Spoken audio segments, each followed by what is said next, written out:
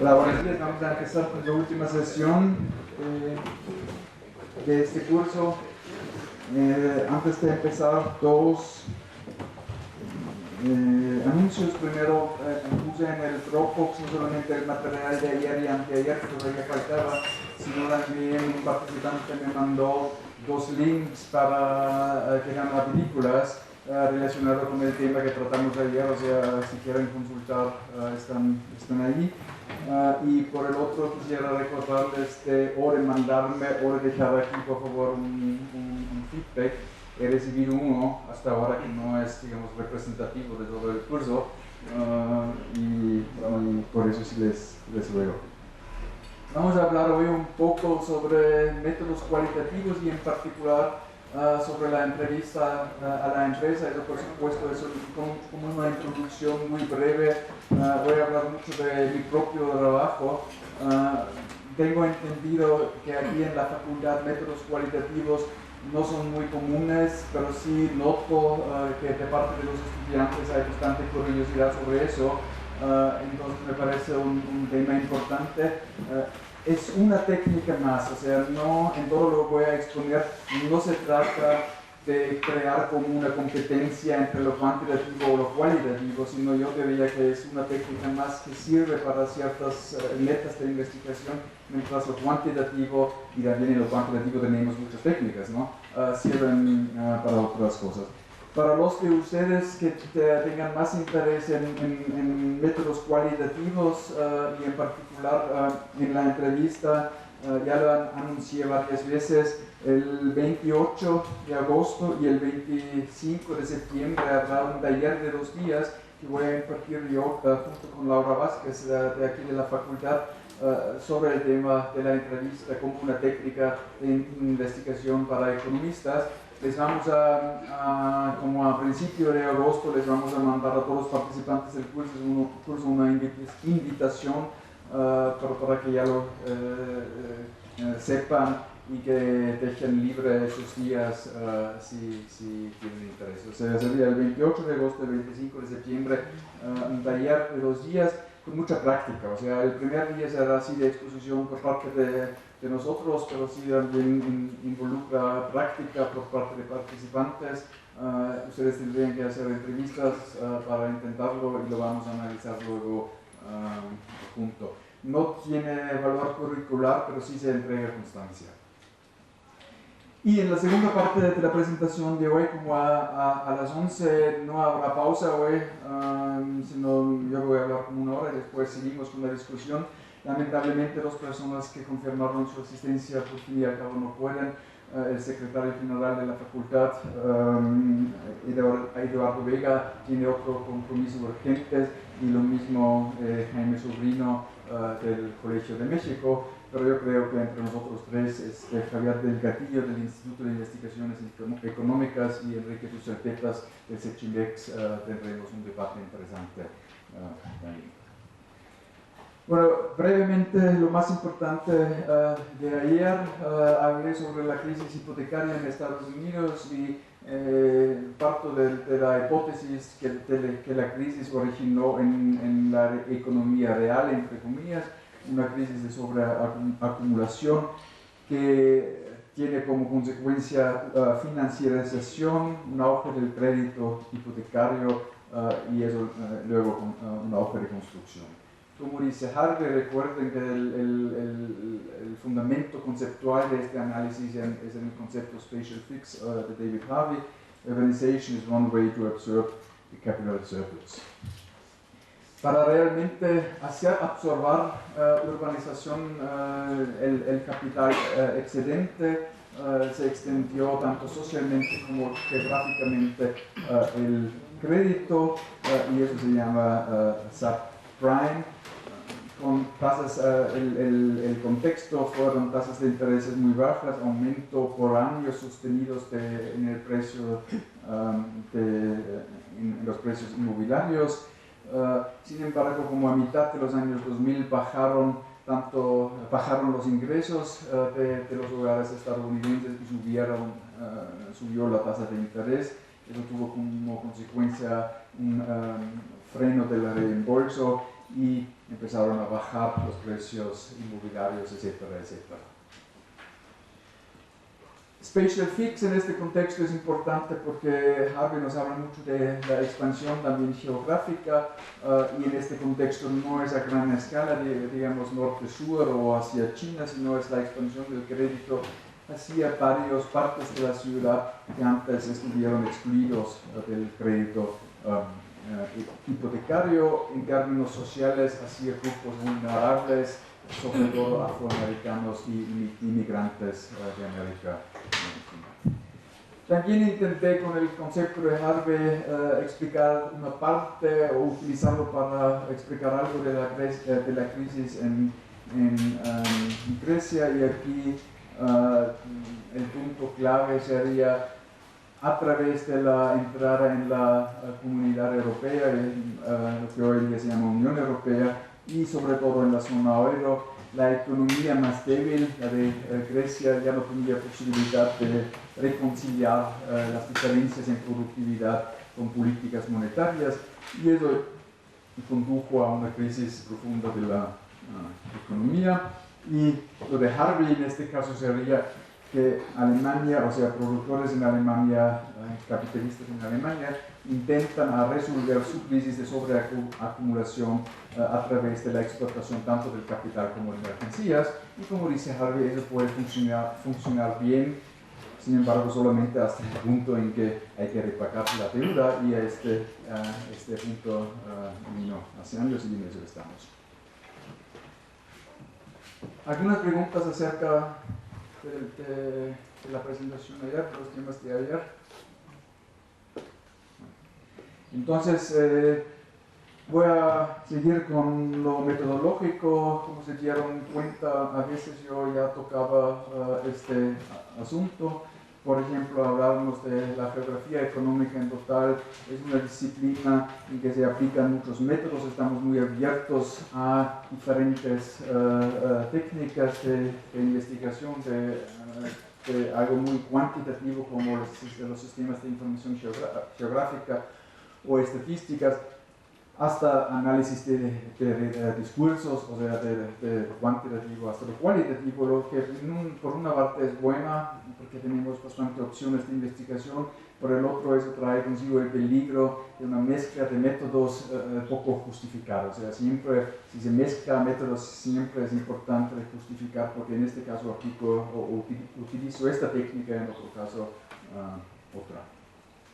También hablé varias veces que es necesario definir y reflexionar sobre la unidad de investigación, o en otras palabras, sobre la escala de la investigación. Hablamos varias veces sobre el nacionalismo metodológico, o sea, suponer que el Estado Nacional fuese la entidad dada o natural para una investigación. También toqué varias veces el tema que es importante y cada vez más importante en los estudios económicos. No solo, si intentamos comprender los flujos económicos, hay que de una manera u otra identificarlos, y eso sí es muy difícil porque esos son datos que pocas veces existen, y menos a una escala que hoy en día quizás es más importante que hace 50 años, la escala urbana. Estamos entonces frente al desafío de ausencia de datos en varios contextos. Sí se observa mejora en algunos aspectos. Yo mencioné el base de datos que se está creando acerca de cadenas productivas, la iniciativa de la OECD y el WTO. Aquí yo quisiera realmente estimularles que no se conformen con los datos existentes. Si tienen una pregunta de investigación interesante y no encuentran los datos, a veces es necesario hacer el esfuerzo de crear propios datos. Eso es algo que yo aquí sí observo tanto como en Alemania, que algunos tienen proyectos de investigación bastante interesantes, pero no se encuentran los datos en las bases de datos a nivel nacional o de las instituciones internacionales. Entonces dejan su pregunta o su proyecto y adaptan el proyecto de investigación a los datos existentes. Claro, eso a veces es necesario porque uno debe ser pragmático, más si se trata de un, digamos, ensayo al final del semestre y uno tiene que hacer 6 ensayos.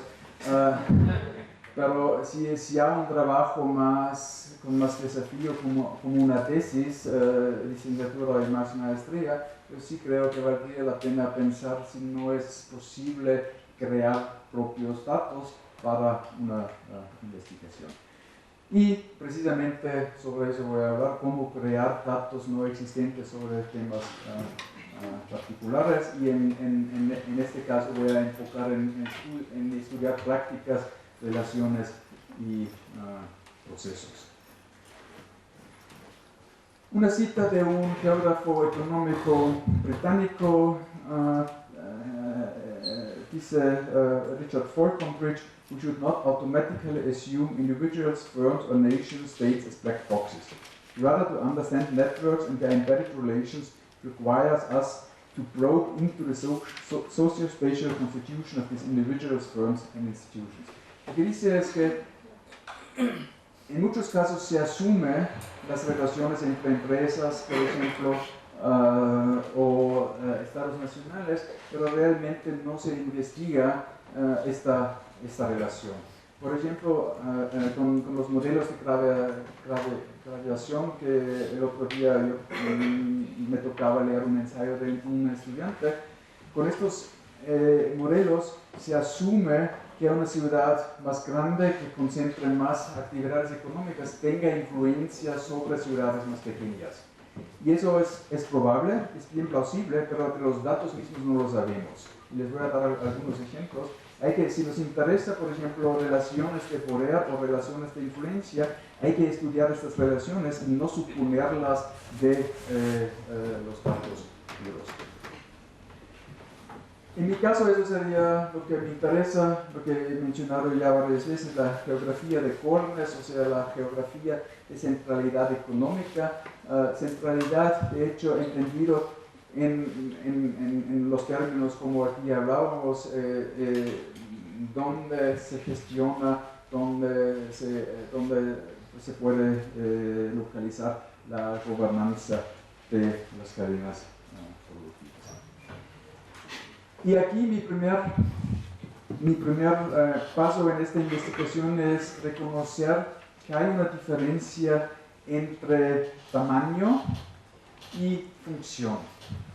O sea, tamaño sería, por ejemplo, datos sobre el PIB, número de casas matrices de empresas grandes, valor agregado en servicios al productor, etcétera, etcétera. Y la función de centralidad sería ejercer poder. Y primero hay que reconocer que de los datos, de lo descriptivo, del tamaño, no se puede deducir la función.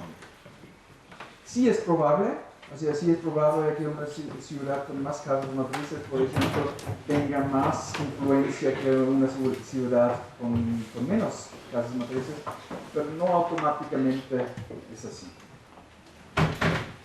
El trabajo empírico, entonces, significa realmente buscar estas relaciones, investigarlas, identificarlas, y algo que la geografía económica o un característico de la geografía económica realmente sería el énfasis que hacemos en el trabajo de campo, en análisis concreto de empresas, de relaciones, etc. O sea, nosotros no trabajamos tanto con modelos, sino nos metemos en la práctica, en lo social. Claro, eso a veces es mucho menos representativo, a veces cuesta mucho más trabajo, pero estamos convencidos que de eso sí se puede sacar nueva información, nuevos conocimientos.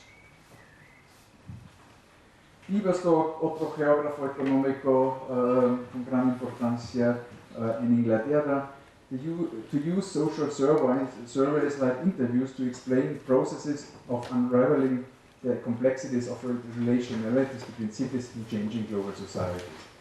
O sea, para encontrar, para identificar, para entender las relaciones interurbanas de las cuales hablamos tanto, hay que aplicar también métodos cualitativos.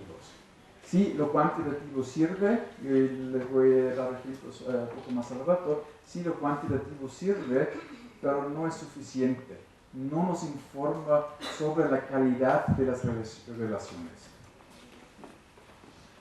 Y el potencial del análisis cualitativo, aquí voy a demostrar, como he dicho ya con la entrevista a la empresa, este ensayo de Schoenberger lo tienen en el Dropbox, es algo viejo ya, pero todavía creo que es un muy buen trabajo que sirve mucho, que revela mucho sobre las ventajas de esta técnica. La meta fundamental de la entrevista a la empresa es comprender actividades, relaciones y procesos de los cuales todavía se sabe poco. O sea, es una técnica explorativa. Sí, y eso ya marca la primera diferencia. Si de una cosa ya sabemos mucho, podemos aplicar técnicas cuantitativas, por ejemplo, como estadísticas, pero si sabemos poco, hay que preguntar sobre este tema. Y yo diría, de las relaciones de poder, por ejemplo, relaciones de dominación, de influencia en la economía, de hecho sabemos poco.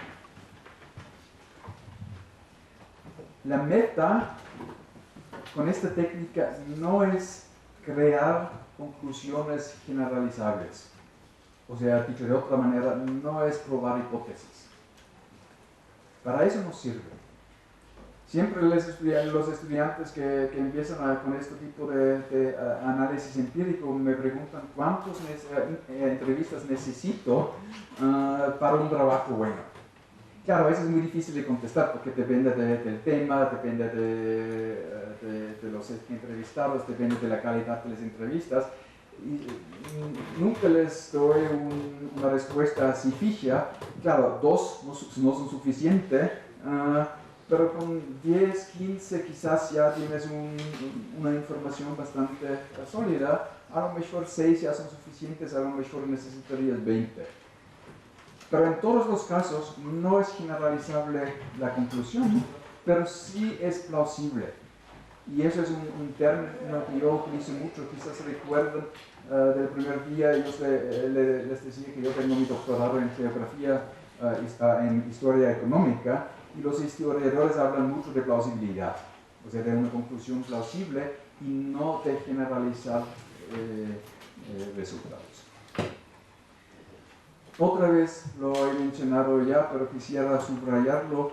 Las técnicas cuantitativas y cualitativas no son mutuamente exclusivas, sino son, a veces, quizás no en todos los casos, pero en la mayoría de los casos yo sí estoy convencido que se puede, hasta que se necesita combinar varias técnicas. Una cita media larga lo encontrarán en el Dropbox. The evidence it yields, o sea, la entrevista a la empresa, la evidencia que se saca a través de esto, is the testimony of participants in complex ongoing processes whose material effects, but not necessarily the rationales underlying them, are captured in our statistical data. Eso es clave. Los datos reflejan los resultados. Por ejemplo, un caso en la crisis de los últimos años había mucha reubicación de plantas en la industria automotriz en el área del TLC.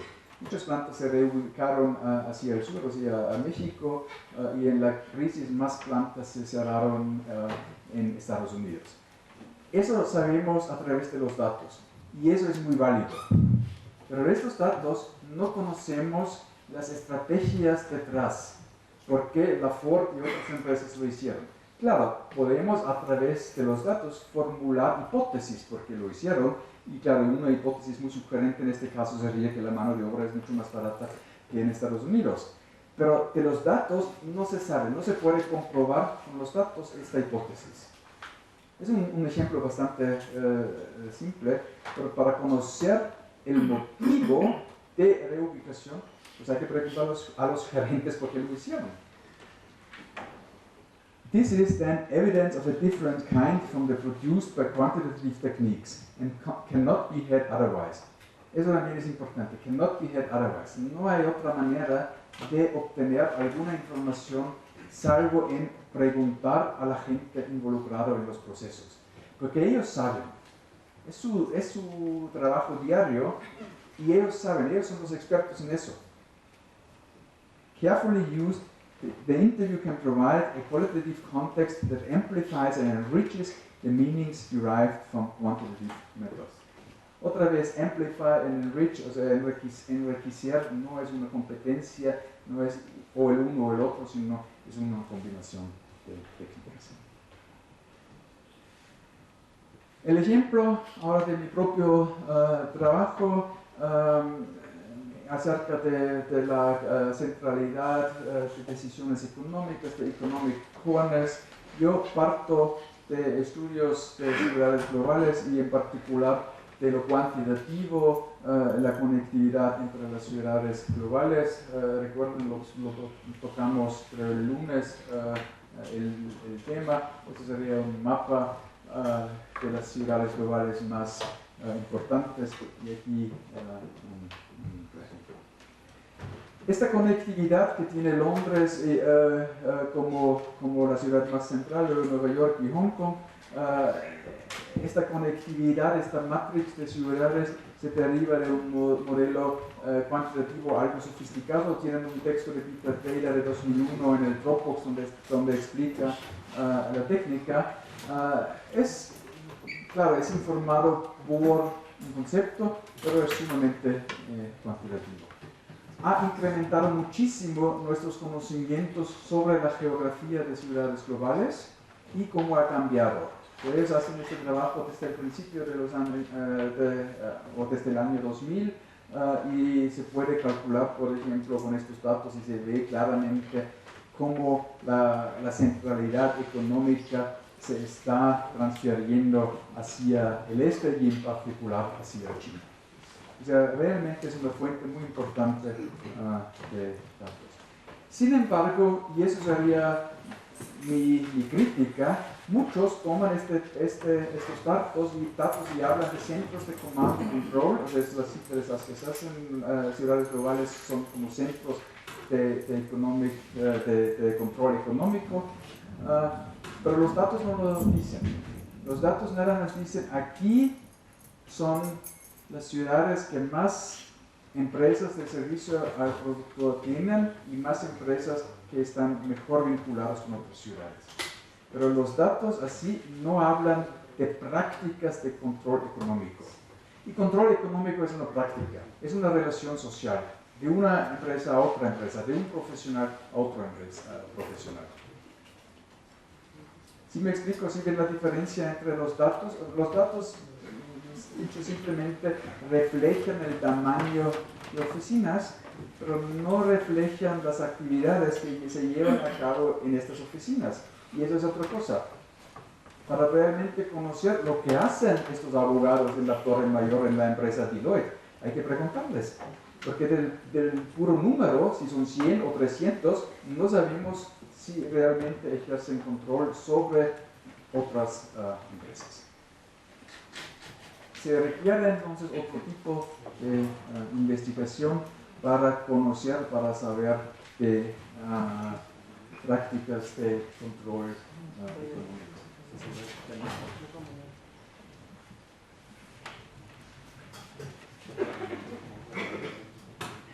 La entrevista a la empresa se conoce como una técnica no o semi-estandarizada, lo que significa que si tiene un guión, pero está muy amplio o está muy flexible y en la misma entrevista a adaptarlo a la condición de la entrevista, a adaptarlo al entrevistado. Muchas de las cuestiones son open-ended. Eso significa que son cuestiones que no tienen una meta clara con la pregunta. Un ejemplo sería que yo hago en mis entrevistas, yo pregunto, por ejemplo, a un abogado de una empresa global, una firma legal global, ¿usted qué entiende como gestión económica? Es una pregunta muy amplia y ofrece al preguntado contestarme como quiera. O sea, tiene una variedad según su gusto, según su entendimiento de gestión económica, me contesta. Eso puede implicar que no comprende el término gestión económica, porque él mismo está utilizando otro término, hasta respuestas en mi entendimiento equivocados, o sea, que él entiende otra cosa que yo quería preguntar, pero el mismo proceso, como les voy a mostrar, el mismo proceso de aclarar que entiendo yo como gestión económica y que entiende él como gestión económica, me aclara asuntos y me provee con información que no voy a obtener de otra manera. También se aplica preguntas más cerradas, no totalmente cerradas. O sea, una pregunta muy cerrada sería en que hay una opción como en un cuestionario de decir A, B o C. Semi-cerrada es más enfocado pero todavía abierto. Por ejemplo, una pregunta que yo haría es: en la literatura sobre servicios al productor se discute mucho que empresas de servicio al productor tienen impacto en la gestión de las actividades económicas de sus clientes. ¿Usted, con su experiencia profesional, estaría de acuerdo con eso?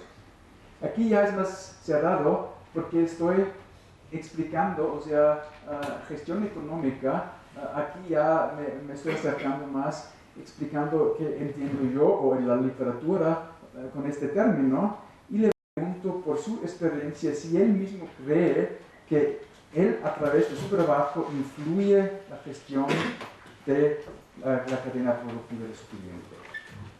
Todavía le da mucha posibilidad de responder.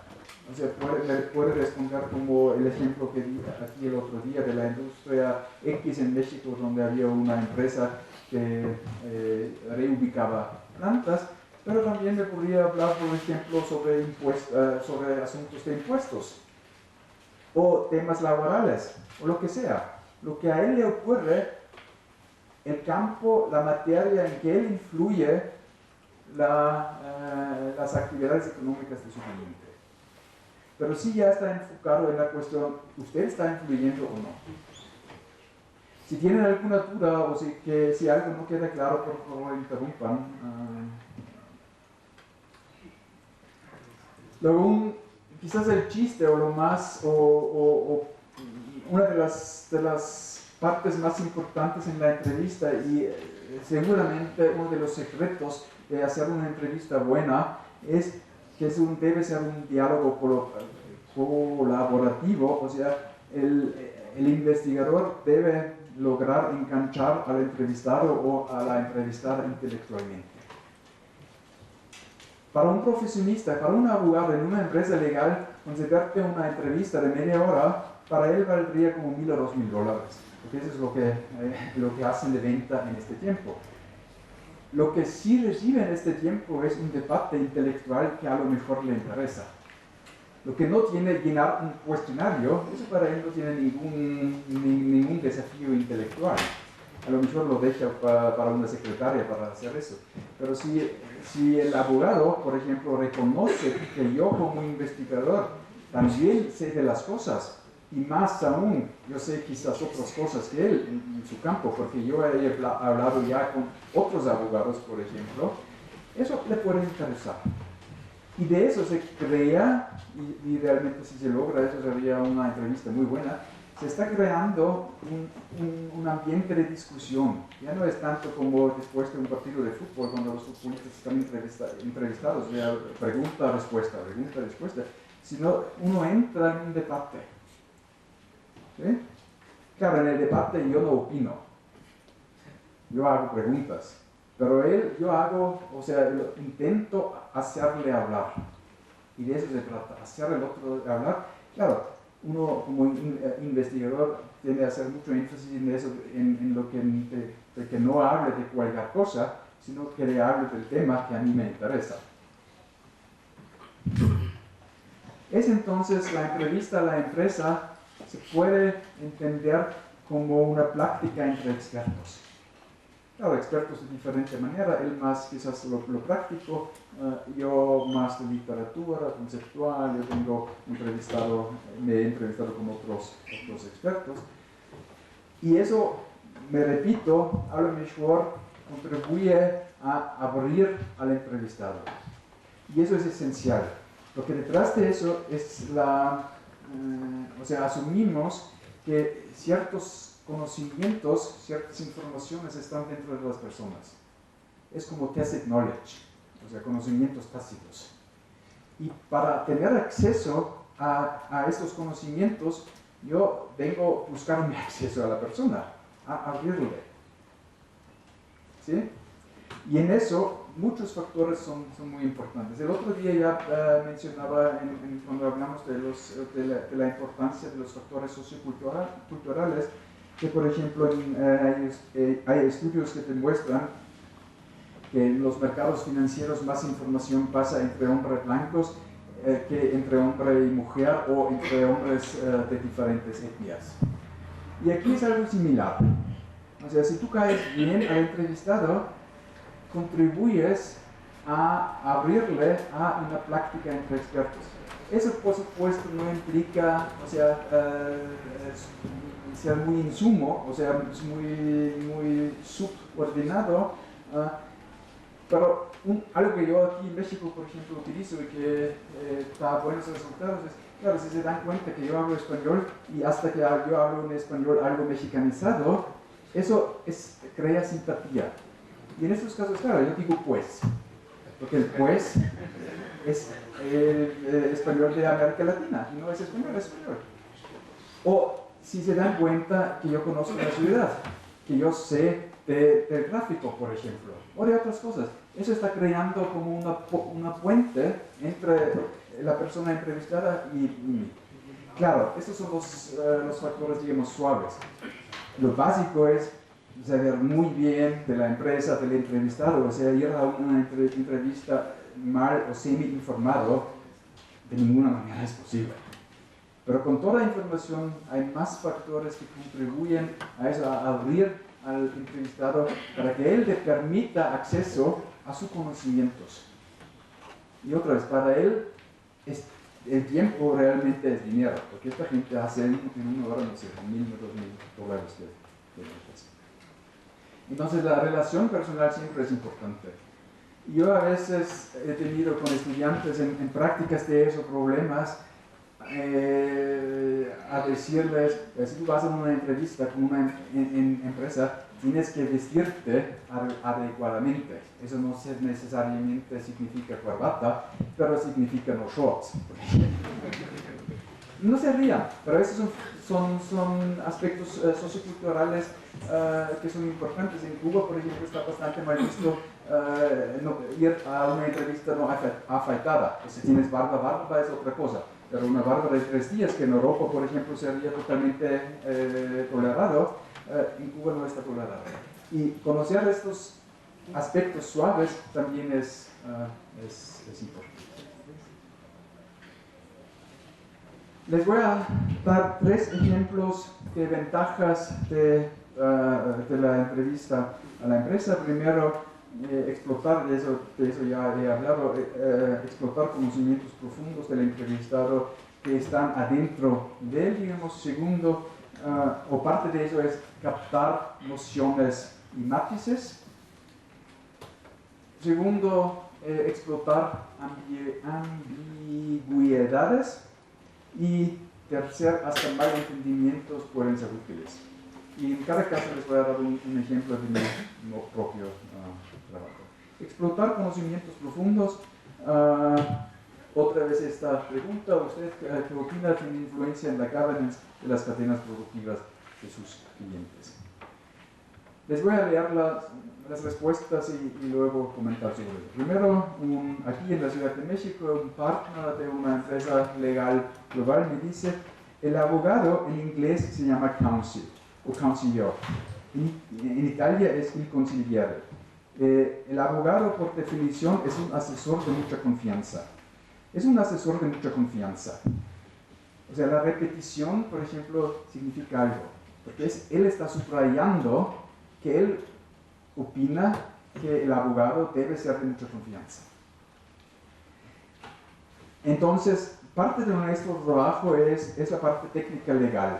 Pero una parte bien importante es lo que nosotros llamamos el hands-holding. ¿Cómo te llevo, cómo te guío? O sea, con el cliente. Creo que la opinión del abogado es de lo más relevante. Yo creo que el abogado en una empresa es claramente considerado como mencioné ya, un trusted advisor. Lo que ven aquí es, yo hago una simple pregunta, ¿usted cree que tiene influencia? Pero él no solamente me contesta la pregunta, contestando que sí tenemos, sino me está explicando por qué. O sea, saca aquí, tenemos influencia, pero esta influencia es a través de confianza, a través de la relación personal o social. Lo mencioné varias veces ya aquí, o sea, ¿dónde van a ir los hijos a qué colegio? O sea, estos factores son muy importantes para construir confianza y a través de esta confianza luego tienen influencia. Él me hablaba muy poco de cuestiones técnicas. Mucha de esta gente dice, a nuestro nivel está totalmente claro y todo el mundo asume que nosotros dominamos la parte técnica de nuestro trabajo. Pero todos ellos hablan, cuando tú les preguntas sobre la influencia que tienen, empiezan a hablar sobre estos factores suaves. Segunda cita, subsidiarias de empresas americanas, veo que los abogados que asesoran este tipo de empresas subsidiarias europeas sí hacen más caso de los outsourcings. Outsourcing aquí se refiere a los profesionales de empresas de servicios al productor, o sea, servicios que no están dentro del cliente, sino outsourcing aquí significa un despacho, una empresa legal o una institución financiera. Yo veo empresas mexicanas familiares, aunque escuchan a los outsourcing, es más el feeling, la experiencia como familia, cómo se toma la decisión así. Empresas que son más institucionales en el sentido que no son familiares, sino son públicas, que tienen corporate governance, yo siento que sí hay una fuerte influencia de los outsourcings respecto a la toma de decisión a nivel de los directivos. Aquí otra vez, yo pregunté si él cree que tiene influencia en los negocios del cliente. Y él me contesta de una manera muy diferenciada, o sea, me saca una explicación. En algunas empresas tenemos más influencia y en otras menos. Y está explicando por qué, porque unos son más familiares, que actúan como el papá ya actuaba, actúan según su ambiente social, etcétera, etcétera. Mientras que las empresas como estadounidenses o europeas que cotizan en el mercado de valores, actúan de una manera más racional, entre comillas. Lo importante aquí es, con una pregunta así semiabierta, yo no solamente logro a una respuesta a mi pregunta clave, sí o no, tiene influencia o no tiene influencia, sino también estoy acumulando información sobre las razones, los motivos, la explicación, por qué tienen influencia y en qué tipo de empresa tienen influencia y en qué tipo no. O sea, al principio, claro, conociendo la literatura, yo sí sabía que hay una diferenciación, o sea, donde hay más influencia o menos influencia. Pero supongamos que yo no sabía eso, a través de esta entrevista empiezo a aprender, no todos los clientes son iguales. Tercero, esta entrevista de hecho también aquí en la Ciudad de México se llevaba a cabo en alemán porque el abogado estudiaba en Alemania y quería practicar o demostrar su alemán, entonces hicimos la entrevista en alemán y yo lo traduje para una publicación al inglés. Clients come and say, look, we want to put a plant in this place. How is it convenient for us to structure the business? Thus, the one who takes the decision how things should be done rather would be here from the law firm. I do believe that the one who makes the strategy is the partners of the law firm. Esta entrevista lo utilizo mucho, esta respuesta de la entrevista, porque es sumamente claro. Yo diría que tiene más plausibilidad que una encuesta. Si en una encuesta alguien hace la cruz en el 5, pues claro, estoy totalmente de acuerdo. Pero como él lo pone, como él se expresa, es mucho más entendible la práctica. O sea, es imaginable, el cliente viene y nosotros le dimos, hazlo así. Ahora, aunque los resultados no sean duros en términos de generalizables, sí revelan mucho. Primero, según los profesionistas, todos están de acuerdo que sí tienen influencia en los negocios, en las cadenas productivas de los clientes, aunque sí hay variación según la empresa cliente. El grado de influencia depende de las características de la empresa cliente. Aquí se podría añadir, por ejemplo, que también hay una diferencia entre si son empresas francesas o alemanas o japonesas, etc. Y otra información que sale de estas entrevistas que tan importantes son las relaciones personales y en particular la confianza entre el proveedor de servicios y el cliente para ejercer influencia sobre el cliente. O sea, estas son informaciones algo suaves. Y yo estoy convencido que a través de una encuesta y menos con modelos econométricos nunca se obtiene este tipo de información. Es algo que la gente cuenta de sus prácticas diarias y es válido, aunque no es generalizable.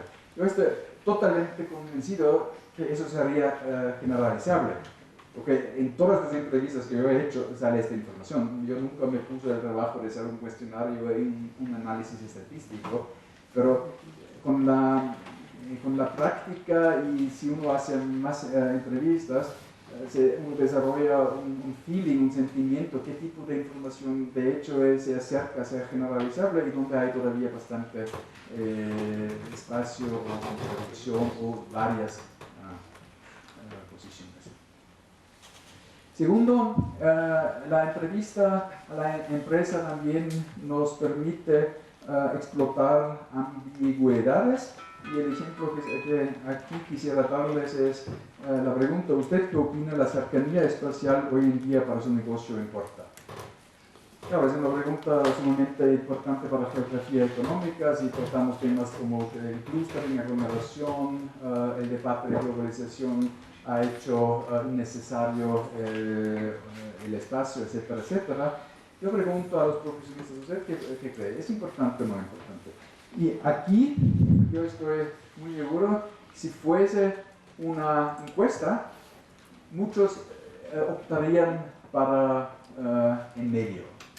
Porque como van a ver, es una pregunta que tiene varias respuestas. Y si ustedes mismos se observan cómo contestan a cuestionarios, si no están muy seguros cómo cuestionar, o si tienen dos perspectivas, optan por el medio.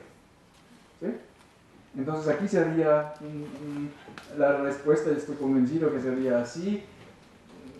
Está por 50% todavía importa. Sin embargo, el caso es diferente. No es que importa 50%, sino que hay varias perspectivas si importa o no. La primera es, eso es otra vez en una entrevista no en México, sino en Hamburgo. Personally, I think that the need for geographical proximity is nonsense, because our clients is big corporations operating internationally. They don't need personal support at every turn. Ella dice, en este caso, yo personalmente creo que la geografía no importa, porque nuestros clientes son transnacionales y ellos no necesitan este hands-holding que surgió en la otra entrevista. Entonces yo la pregunto, ¿eso quiere decir que podrían tener su oficina en cualquier lugar? Porque, claro, no tienen sus oficinas en cualquier lugar, no tienen las localizaciones más céntricas y más caras de Hamburgo. Me contesta, no. Mental closeness is important, and here is much about personal networking, and wining and dining is still central.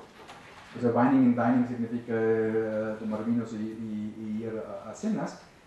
Entonces, lo que ella dice es, teóricamente sí sería posible de cualquier lugar, porque se podría hacer cualquier tipo de conversación a través de los medios de información y comunicación.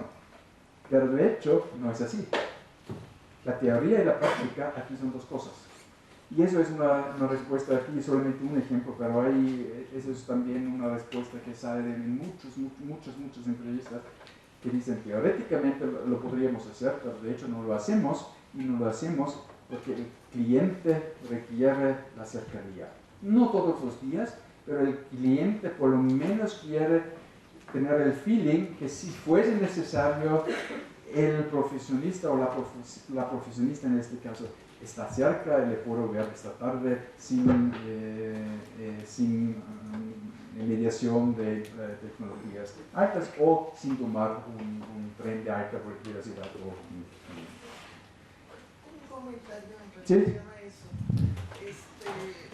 Por ejemplo, aquí en México tenemos como algunos lugares donde están concentrados los negocios de Reforma y Santa Fe. Pero en efecto en Santa Fe, pues cada vez hay más empresas, las oficinas de los corporativos que están ahí. Pero llegar a Santa Fe y salir de Santa Fe es todo un problema porque el tráfico, no hay muchas vías de comunicación y el tráfico es bastante tocoso, porque no tenemos la carretera o por los puentes. Y sin embargo sigue creciendo y siguen yéndose las empresas allá.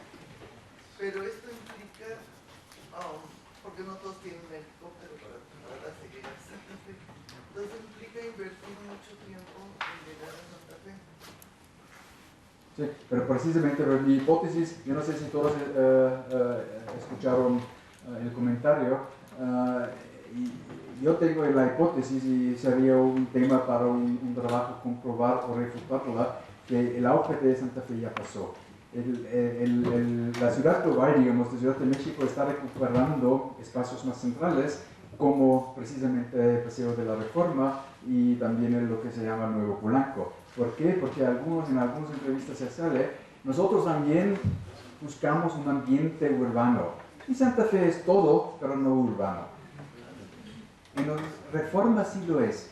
En Reforma puedes salir a un restaurante digno, puedes comer hasta en la calle, lo que también hacen, o sea, es por cuestiones quizás culturales que prefieren la comida en la calle que la comida que tienen en el comedor del Torre Mayor, por ejemplo. Yo tengo estudiantes que hicieron un pequeño trabajo sobre eso. Aquí yo diría, precisamente por estas cuestiones, hay como una reubicación de ciertas, o la tendencia es hacia el centro. Santa Fe tiene una tasa de disponibilidad en la oficina que es mucho más alta que Reforma, por ejemplo. Y eso apunta hacia esta recuperación del centro. Sí, brevemente, porque tenemos que a las 11 vienen los invitados. Una pregunta, ¿cree usted que puede recuperarse la idea de Santa Fe a través de mejores medios de comunicación? Porque eso ya está ahí establecido, construido, no se puede... Sí, bueno, esa es una pregunta muy compleja y no se contesta en 5 minutos, pero detrás de esta pregunta yo creo que no son medios de transporte, sino esa cuestión urbana. Si se puede crear urbanidad o no. Y claro, en todo lo que es planificación urbana, ese es un debate enorme y no tiene respuesta. Yo no lo creo. Yo no creo que algo como urbanidad se puede crear. Está creciendo, claro, puedes contribuir, pero yo lo veo muy difícil por varias razones crear urbanidad en lo que es Santa Fe. Una parte de eso es que no tiene espacios públicos. Y por eso precisamente en Barcelona, en toda la remodelación de Barcelona, hicieron tanto énfasis en espacios públicos para hacer la ciudad urbana. Bueno, otra cifra en este contexto, el jefe, managing partner, el jefe de una empresa legal, una firma legal global en Hamburgo, we have frequently asked that ourselves, o sea, la cuestión, ¿por qué estamos en the city y no en los suburbios? Clients do not want this. Well, clients want that their lawyers are for free, but they should be in representative locations. Well, nobody wants to say, well, my lawyer is in Pinneberg. Pinneberg es como una ciudad satélite de Hamburgo. Let's put it like this, Pinneberg gives rise to the doubts on equality. Obviamente, si ustedes si tendrían mucho dinero y se buscan un abogado laboral, uno tiene despacho en Paseo de la Reforma y otro en Canal de Chalco. Ustedes, sin conocer el abogado, ¿quién de los dos ustedes creen sería el mejor? El que tiene despacho en Reforma. Porque la dirección simboliza algo. Y aquí, eso es sumamente, o sea, también yo solamente preguntaba si la Academia Especial es importante, pero él me cuenta por qué es importante. Algo muy simbólico, porque la gente cree, si alguien tiene su despacho en Pinneberg, que es una ciudad suburbana de Hamburgo, El abogado no puede pagar las rentas en el centro de Hamburgo, y si no puede pagar las rentas en el centro de Hamburgo, tiene mal negocio, y si tiene mal negocio es mal abogado. Y por eso la cercanía, o sea, la centralidad importa. Otra vez yo pregunto por una cosa bastante fácil, y aquí la respuesta me revela mucha información, no solamente si es así o no, sino por qué es así.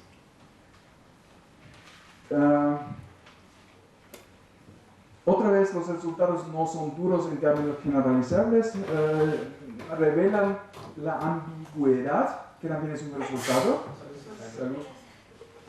Porque precisamente si analizamos luego la ambigüedad, vamos a encontrar que hay varias perspectivas. La perspectiva tecnológica que dice, sí es posible. La perspectiva, digamos, social dice, no es posible.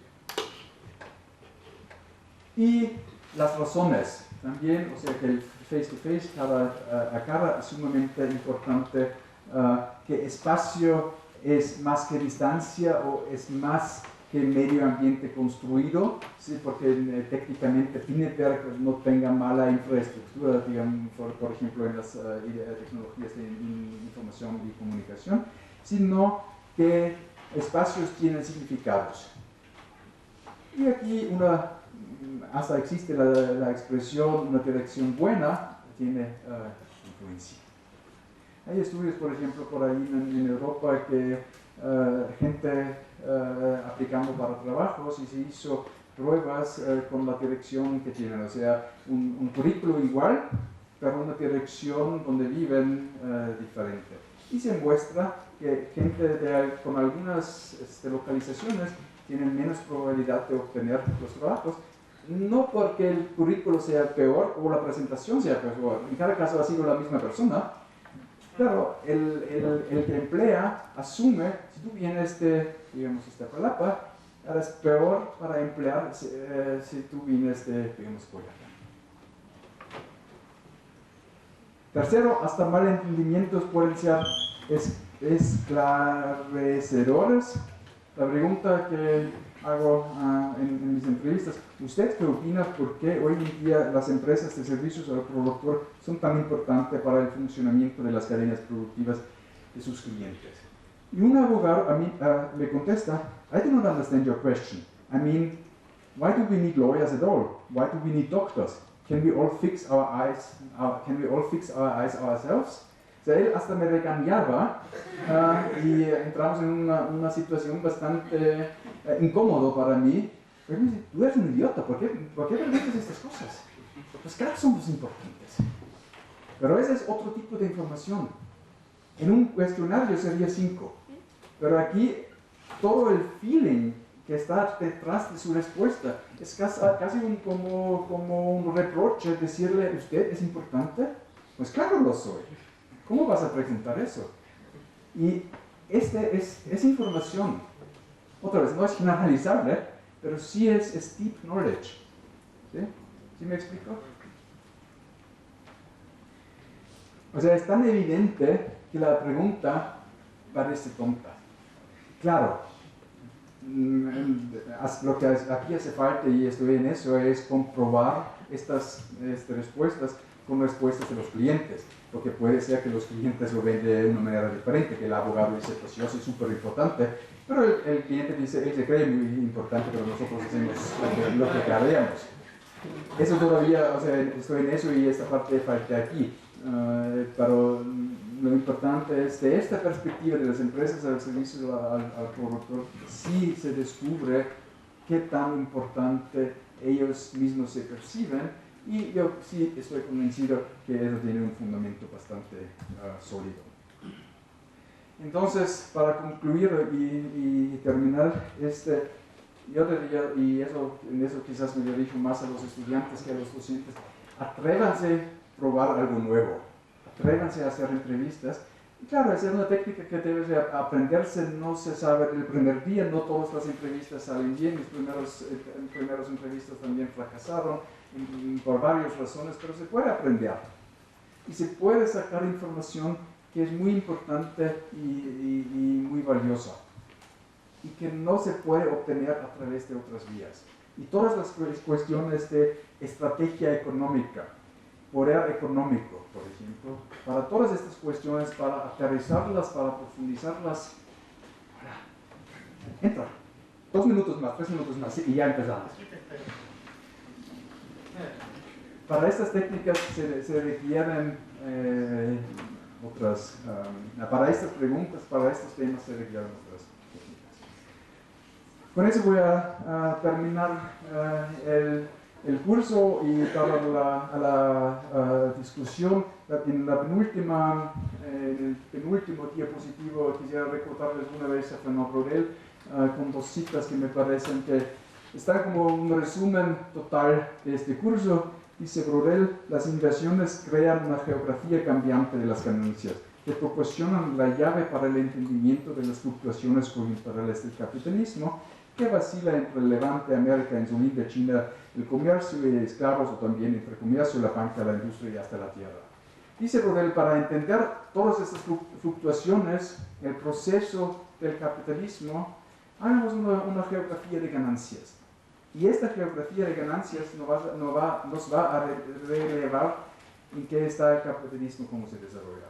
Y recuerden, en el primer día yo les decía que el análisis del patrón geográfico de fenómenos económicos es una llave, es una herramienta para entender mejor la economía. Segundo, otra vez, hay que estudiar dentro del marco de la división del trabajo las revoluciones que dan a una nueva cara a la geografía económica de Inglaterra. En esta parte está describiendo, analizando la industrialización y cómo cambia o cómo ha cambiado la geografía económica de Inglaterra. Por ende, las relaciones entre las regiones inglesas es el mejor, más revelador dato para el crecimiento inglés y de la revolución industrial. Otra vez, analizando el patrón geográfico, revela sobre el fenómeno en cuestión. Tómenlo en serio y yo creo que sí les va a hacer útil. Para terminar, una cita de un físico que obtuvo su premio Nobel: "Before I came here, I was confused about this subject. Having listened to your lecture, I'm still confused, but on a higher level." Espero que eso sí sea el caso también para ustedes que todavía están confusos, porque para eso estamos en la ciencia, o sea, es para confundir a la gente y luego buscar salir de la confusión. Espero también que sean confusos a un nivel más alto que hace 2 semanas. Muchas gracias por la atención y quisiera recordarles que estoy haciendo un libro de texto y cuando esté listo, ojalá en el próximo año, les voy a mandar toda la información que se ha publicado y que se utilice aquí en la facultad. Gracias.